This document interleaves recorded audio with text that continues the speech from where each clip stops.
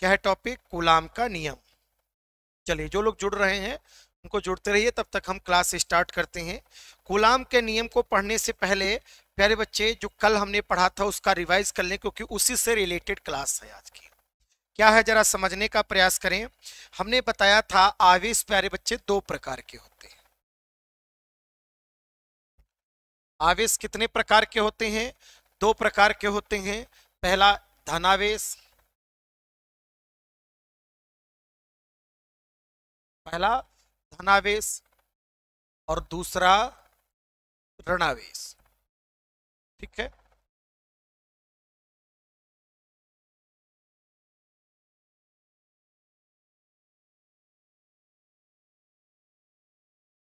प्यारे बच्चे, आवेश कितने प्रकार के होते हैं?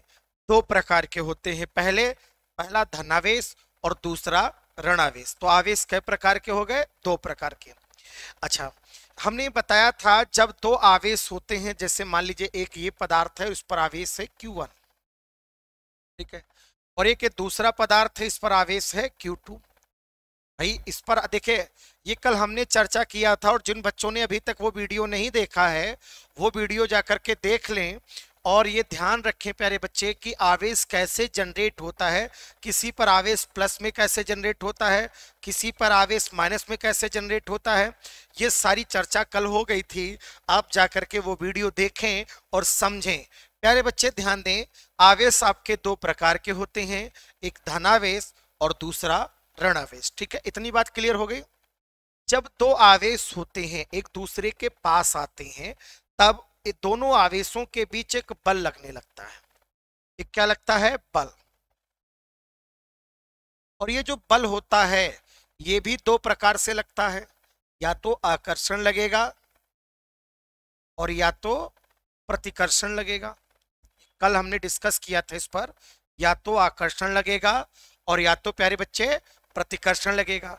अब आकर्षण कब लगेगा और प्रतिकर्षण कब लगेगा, ये भी क्राइटेरिया देखिए, ध्यान दीजिएगा। जैसे ये वस्तु है और उस पर प्लस आवेश है और दूसरी वस्तु पर भी प्लस आवेश है, तो इनके बीच कौन सा बल लगेगा? प्रतिकर्षण बल लगेगा। मतलब एक दूसरे को ये रिपल करेंगे, रिपल्सिव फोर्स लगेगा, प्रतिकर्षण बल। ठीक है। एक वस्तु पर माइनस में चार्ज है और दूसरे पर भी माइनस में चार्ज है, मतलब दोनों निगेटिव हैं, सेम सेम चार्ज है, तब भी क्या लगेगा बच्चे? प्रतिकर्षण लगेगा। याद रखना प्यारे बच्चे, क्या लगेगा? प्रतिकर्षण बल लगेगा। ठीक है, ध्यान से समझेंगे, पूरा पूरा समझ में आ जाएगा, क्लियर हो जाएगा। और इसको समझने में और इसको तैयार करने में सिर्फ उतना ही वक्त लगेगा जितना चाय पीने में वक्त लगता है। बशर्ते आप ये जो लेक्चर है इनको अच्छे से समझें, प्यार से समझें। जितना प्यार से समझोगे ना तो बहुत आनंद आएगा। क्योंकि आपने देखा होगा कि जब आप फिल्म देखते हो, जब आप फिल्म देखते हो दिमाग नहीं लगाते, बिल्कुल भी दिमाग नहीं लगाते, तो दिल लगाते हो, पूरी चीजें याद कर लेते हो। एक हीरो की स्टाइल कैसे है, ठीक है, कैसे क्या हो रहा है, कौन सा एक्शन हुआ है, कौन सा रिएक्शन हो रहा है, सारा कुछ याद हो जाता है। लेकिन जब आप क्लास में दिमाग लगाते हो तो उसमें से कुछ ही अंश आपको समझ में आता है। तो दोनों चीजों को लगाने की जरूरत है, दिल और दिमाग दोनों, क्योंकि दिल आपको इंटरेस्ट बनाएगा और दिमाग आपको समझाएगा। तो प्यारे बच्चे दोनों चीजें लगा करके पढ़िए प्यारे बच्चे, ध्यान से समझिएगा। बहुत प्यारी चीजें हैं, कुछ कठिन नहीं है, बहुत आसान है, बस प्यार से थोड़ा सा देखिए। जब दोनों सेम सेम होंगे तो प्रतिकर्षण लगेगा, सेम सेम होंगे प्रतिकर्षण लगेगा। लेकिन जब अपोजिट होंगे, अपोजिट मतलब एक पर प्लस हो और दूजा माइनस हो, तब इनके बीच क्या लगेगा? आकर्षण बल। क्या लगेगा? आकर्षण बल लगेगा प्यारे बच्चे। क्यों? ध्यान से समझते रहिएगा। तो ये चीजें आपने कल डिस्कस कर ली थी। आवेश कितने प्रकार के होते हैं, अब जहां भी बैठे हैं बोलते जरूर रहिएगा। आप ये समझिए कि आप क्लास में बैठे हैं और आप सबके बीच में बैठे हैं, तो आपको वहां भी बोलना है। बोलने से साइंस आती है, क्योंकि हेजिटेशन जो अंदर से होती है वो निकल जाती है। तो आप जहां भी हैं बोलते रहिए। अगर हम पूछेंगे तो आपको बोलना है, तो बोलना है, मतलब बस समझते रहिएगा, जवाब देना है। आवेश कितने प्रकार के होते हैं? दो प्रकार के होते हैं। पहला धनावेश, दूसरा ऋणावेश। पहला धनावेश, दूसरा ऋणावेश। फिर दूसरी चीज, जब दो आवेश एक दूसरे के पास आते हैं, जब आप दो आवेश एक दूसरे के पास आते हैं तब क्या लगता है? बल। उन दोनों आवेशों के बीच क्या लगता है? बल। ठीक है, बल कौन सा लगता है? बल या तो आकर्षण बल लगेगा और या तो प्रतिकर्षण बल लगेगा। ठीक है, ये भी बात क्लियर हो गई। अब बताना है आपको आकर्षण बल कब लगेगा और प्रतिकर्षण बल कब लगेगा। तो प्यारे बच्चे, प्रतिकर्षण बल तब लगता है जब दोनों आवेश समान होते हैं। प्रतिकर्षण बल तब लगता है जब दोनों आवेश समान होते हैं। प्रतिकर्षण बल कब लगेगा? जब दोनों आवेश समान होंगे, या तो दोनों प्लस प्लस में हो या दोनों माइनस माइनस में हो। अच्छा प्यारे बच्चे, आकर्षण बल कब लगता है? जब एक प्लस में हो और दूजा माइनस में हो। तब आपका कौन सा लगता है? तब आपका आकर्षण बल लगता है। ये बात जान पाए कि नहीं? ठीक है, उसके बाद में प्यारे बच्चे हम लोग आगे बात करेंगे। प्यारे बच्चे, हम 1 मिनट के लिए रोकेंगे क्लास को।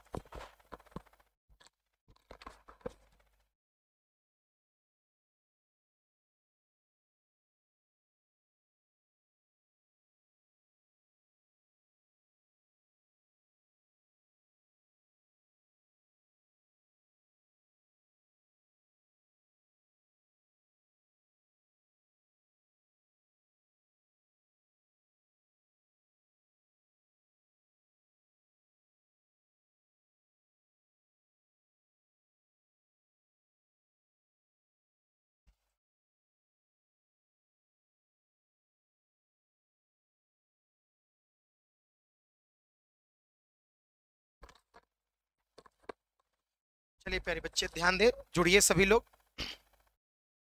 तो कहने का मतलब है ये आपको क्लियर हो गया। ठीक है, देखिए अब हम बात करने वाले हैं बिंदु आवेश पर। ठीक है, रेखीय आवेश पर,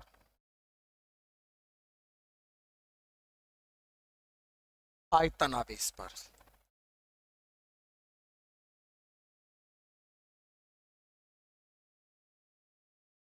पृष्ठीय आवेश पर।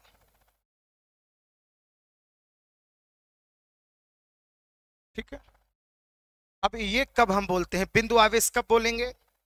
रेखीय आवेश कब बोलेंगे? आयतन आवेश कब बोलेंगे? पृष्ठीय आवेश कब बोलेंगे?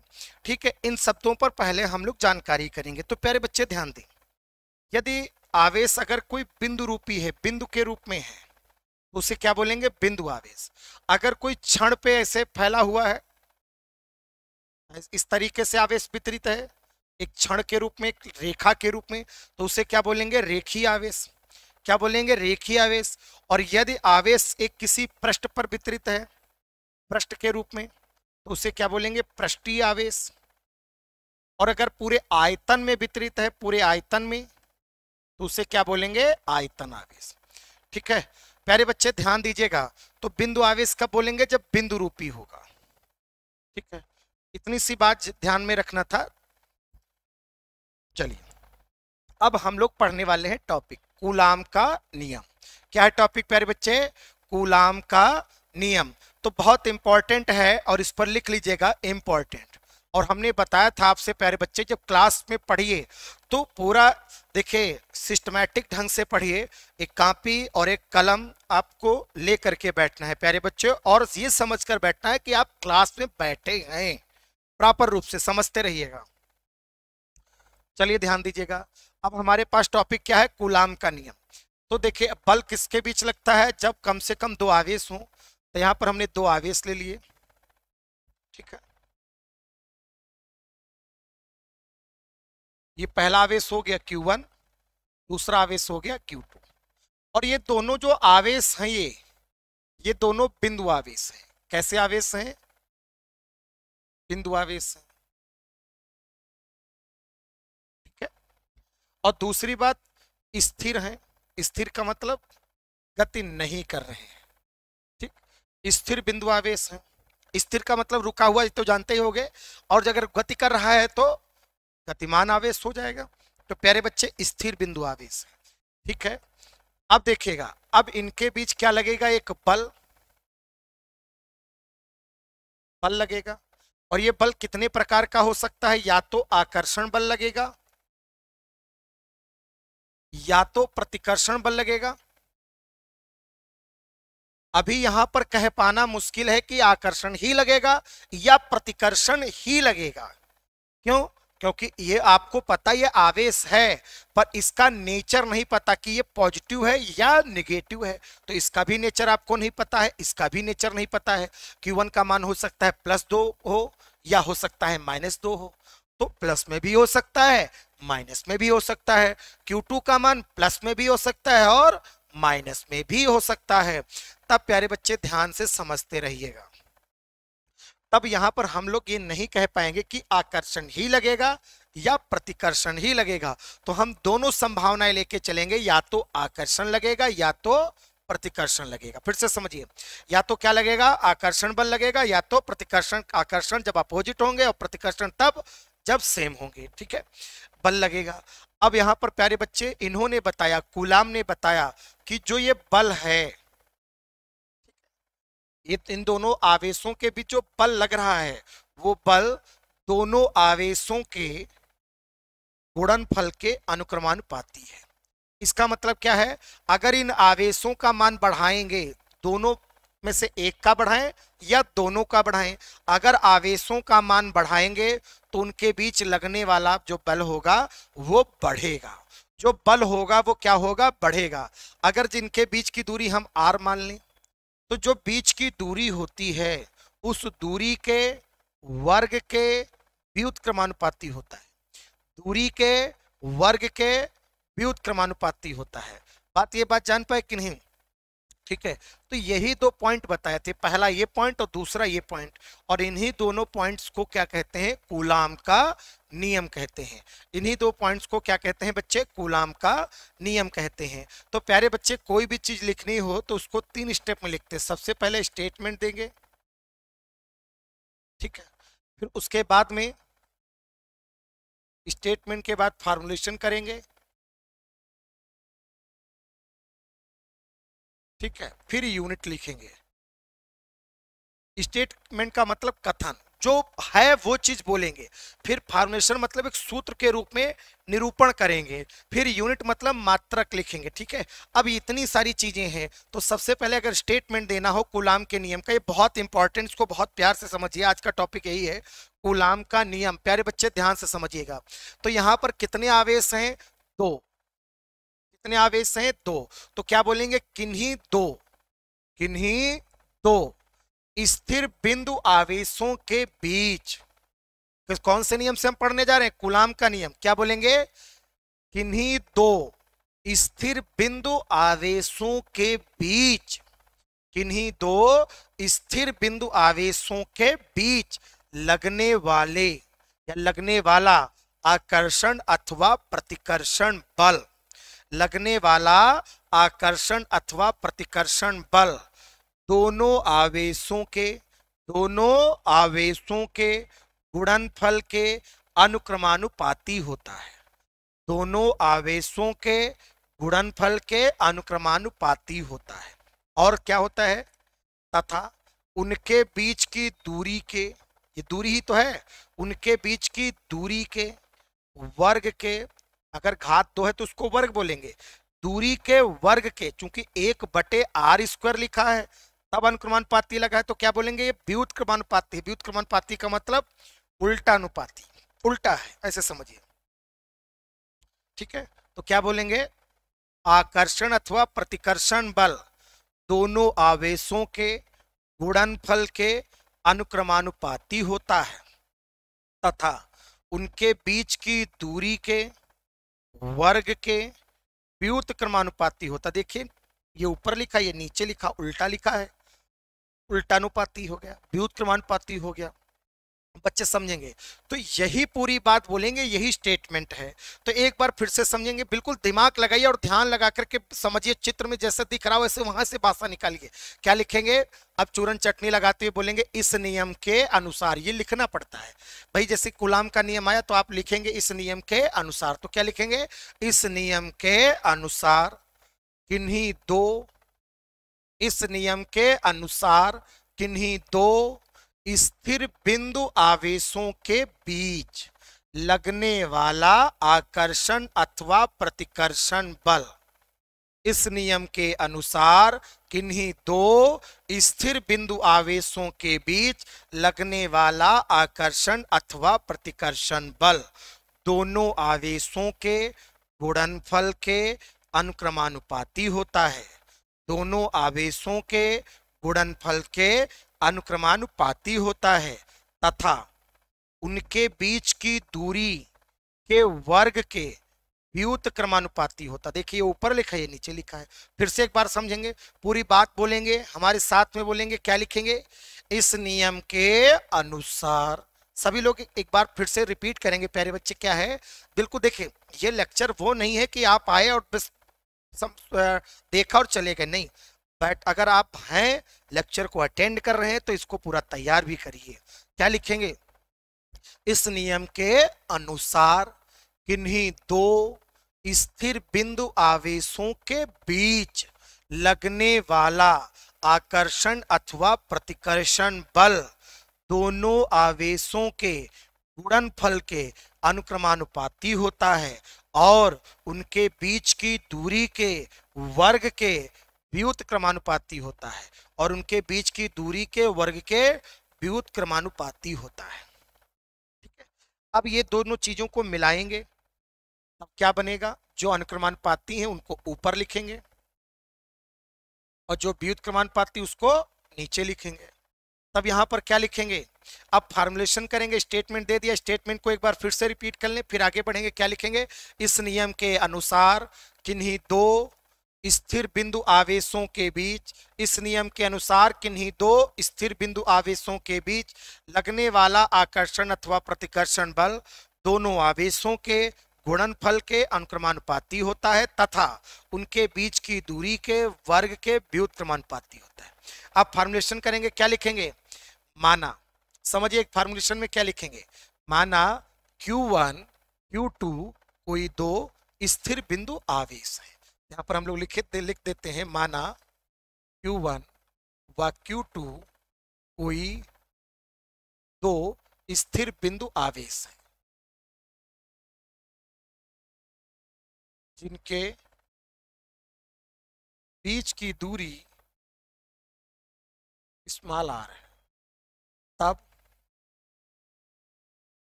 कूलाम के नियम से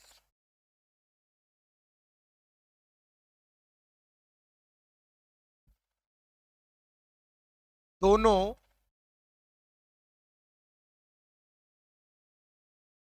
आवेशों के बीच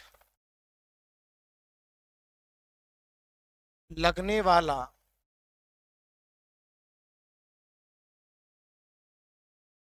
आकर्षण अथवा प्रतिकर्षण बल। ठीक, हमने दोनों आवेश ले लिए। पहला आवेश का नाम Q1 दिया, दूसरे आवेश का नाम क्या दिया? Q2। माना Q1 Q2 कोई दो स्थिर बिंदु आवेश हैं जिनके बीच की दूरी r है। तब किस नियम से? कूलाम के नियम से दोनों आवेशों के बीच लगने वाला आकर्षण अथवा प्रतिकर्षण बल। ठीक है, अनुक्रमानुपाती क्या हो गया? Q1 Q2 अपान r स्क्वायर। जब दोनों चीजों को मिलाया तब, और जब अनुक्रमानुपाती हटेगा प्यारे बच्चे, तब आएगा बराबर। जब भी अनुक्रमानुपाती का साइन हटाएंगे तब क्या आएगा? बराबर। और साथ में क्या आएगा? एक नियतांक स्मॉल q के लिख दिया, Q1 Q2 अपान r स्क्वायर। और बल का मात्रक क्या होता है बच्चे? न्यूटन। तो इसलिए अलग से यूनिट लिखने की कोई आवश्यकता नहीं है। ठीक है, तो ये आपका एक सूत्र बन गया। अब ये कूलाम का नियम पूरा हो गया। अब नियतांक कैसे आएगा अभी हम बता रहे। पहले इसको एक बार फिर से रिपीट कर लें बच्चे। क्या लिखेंगे? बिल्कुल तैयार कर लेना है। इस नियम के अनुसार किन्हीं दो स्थिर बिंदु आवेशों के बीच लगने वाला आकर्षण अथवा प्रतिकर्षण बल दोनों आवेशों के गुणनफल के अनुक्रमानुपाती होता है और उनके बीच की दूरी के वर्ग के व्युत क्रमानुपाती होता है। फिर क्या लिखेंगे लाइन छोड़ करके? माना Q1 Q2 कोई दो स्थिर बिंदु आवेश हैं जिनके बीच की दूरी r है। तब कूलाम के नियम से दोनों आवेशों के बीच लगने वाला आकर्षण अथवा प्रतिकर्षण बल F अनुक्रमानुपाती Q1 Q2 अपान r स्क्वायर। कैसे आया? जो अनुक्रमानुपाती उसको ऊपर लिखेंगे, जो व्युत क्रमानुपाती उसको नीचे लिखेंगे। ठीक, अनुक्रमानुपाती हटाएंगे तब क्या आएगा बच्चे? बराबर। और यहाँ पर साथ में क्या आएगा, एक नियतांक। तो इस तरीके से हो गया प्यारे बच्चे। अब आपका ये कंप्लीट हो गया कूलाम का नियम।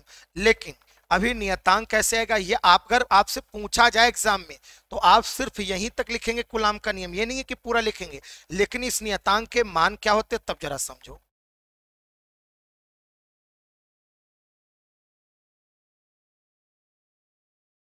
यदि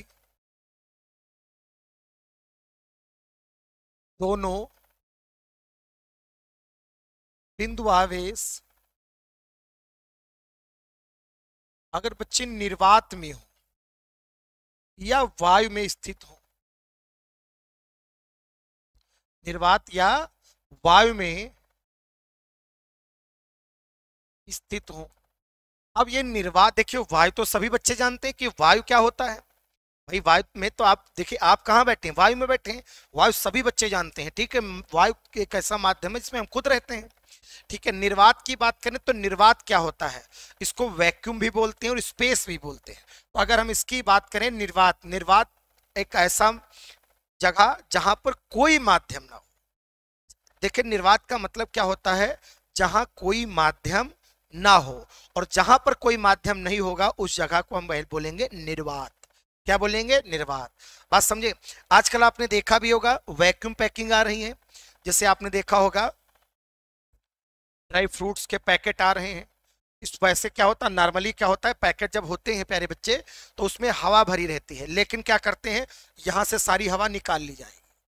अब इसमें कोई मीडियम नहीं बचेगा, कोई मीडियम होता ही नहीं है, तो अब ये बिल्कुल चिपक जाएगी, ठीक है। ये बिल्कुल क्या होती है, चिपक जाती है। तो अब यहां पर जब चिपक जाती है तो इसी को बोलते हैं वैक्यूम पैकिंग। क्या बोलते हैं, वैक्यूम पैकिंग। आपने देखा भी होगा ड्राई फ्रूट्स वगैरह या कई सारी ऐसी चीजें आती हैं जिनसे पूरी हवा निकाल ली जाती है, जैसे पापड़ है, ठीक है। पापड़ में से क्या करा करते हैं, हवा, देखिए जो पैकेट में से पैक किया, हवा सब निकाल लिया, सारी हवा निकाल लिया। अब यहाँ पर कोई मीडियम नहीं बचता है, तब इसको कह देते हैं नो मीडियम, मतलब वैक्यूम पैकिंग बोल देते हैं। ऐसी पैकिंग को क्या बोलते हैं, वैक्यूम पैकिंग, ठीक है। तो वैक्यूम मतलब निर्वात, निर्वात का मतलब जहां कोई माध्यम ना हो। वैक्यूम मतलब जहां कोई माध्यम ना हो। निर्वात का एक बार फिर से समझ लीजिए, निर्वात का मतलब होता है जहां कोई माध्यम ना हो प्यारे बच्चे, ठीक है। तब अगर दोनों बिंदु आवेश, जैसे ये दोनों बिंदु आवेश थे कौन कौन से, Q1 और Q2, अगर ये दोनों कहाँ हो, वायु में हो या ऐसी जगह हो जहां कोई माध्यम ना हो अर्थात निर्वात में हो, तब ये जो नियतांक है, इस नियतांक का मान क्या होगा बच्चे, 1/4 पाई एप्सिलॉन नॉट। इसको क्या बोलते हैं, देखिए सभी लोग एक बार फट से समझिए। ये लिखा है 1 हो गया, ये अपान 1/4 पाई, 1/4 पाई, इसको क्या बोलते हैं, एप्सिलॉन। और फिर सफिक्स में चूंकि जीरो लगा इसलिए क्या बोलेंगे, नॉट, एप्सिलॉन नॉट। तो जरा जरा समझिए क्या लिखेंगे, एप्सिलॉन, एप्सिलॉन। क्योंकि ये पहली बार आपके सामने आ रहा है इसलिए आपको समझना पड़ेगा क्या होता है, एप्सिलॉन। क्या होता है, एप्सिलॉन, और सफिक्स में जीरो लगा इसलिए क्या बोलेंगे, नॉट, एप्सिलॉन नॉट। क्या बोलेंगे बच्चे, एप्सिलॉन नॉट। फिर से समझिएगा, अब ये क्या लिखा हुआ है, पढ़ना सीख लीजिए। 1/4 pi epsilon not, 1/4 pi epsilon not. Clear हो गया, ठीक है। अब ये हो गया, तब बल क्या हो जाएगा, आता वैद्युत बल क्या हो जाएगा, क्योंकि आवेशों के बीच बल लग रहा है इसलिए क्या बोलेंगे, वैद्युत बल। F बराबर सूत्र क्या हो जाएगा, 1/, देखिए 4 पाई एप्सिलॉन नॉट। ये हमने कहा लिख दिया, ये जो नियतांक है इस नियतांक की जगह हमने क्या लिख दिया, 1/4 पाई एप्सिलॉन नॉट। यहाँ पर हमने क्या लिख देना है, Q1 Q2 अपान में क्या बच्चे लिखेंगे, R², और मात्रक क्या हो गया, न्यूटन। ठीक है, मात्रक क्या हो गया, न्यूटन। प्यारे बच्चे जरा समझते रहेंगे, ठीक है। उसके बाद में सेकंड नोट में देखिए, यदि दोनों बिंदु आवेश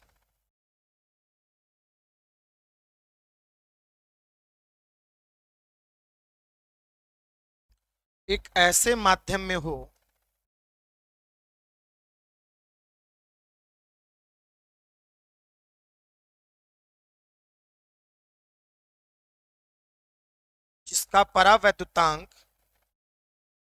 जिसका परावैद्युतांक अब ये परावैद्युतांक क्या होता है, अभी इसके बारे में हम चर्चा करने वाले हैं। जिसका देखिए सारे माध्यम की जो पहचान होती है उसके परावैद्युतांक से होती है, ठीक है, आपके इलेक्ट्रोस्टैटिक में, जिसका परावैद्युतांक कैपिटल के हो। अगर परावैद्युतांक कैपिटल के होगा तब क्या होगा, तब यही जो नियतांक है इसकी जगह पर देखिए 1/4 पाई एप्सिलॉन नॉट, और जो परावैद्युतांक होता है माध्यम का वो किसके साथ लिखा जाता है, वो हमेशा एप्सिलॉन नॉट के साथ लिखा जाएगा। किसके साथ, एप्सिलॉन नॉट के साथ में। अगर ऊपर है तो ऊपर, नीचे है तो नीचे। जब इसके साथ लिखा जाएगा तब वैद्युत बल क्या हो जाएगा,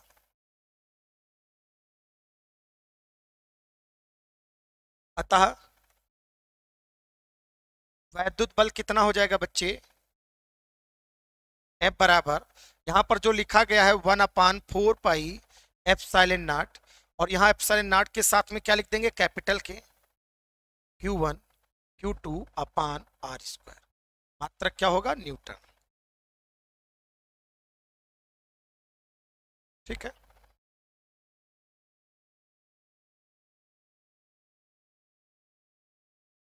ये हो गया।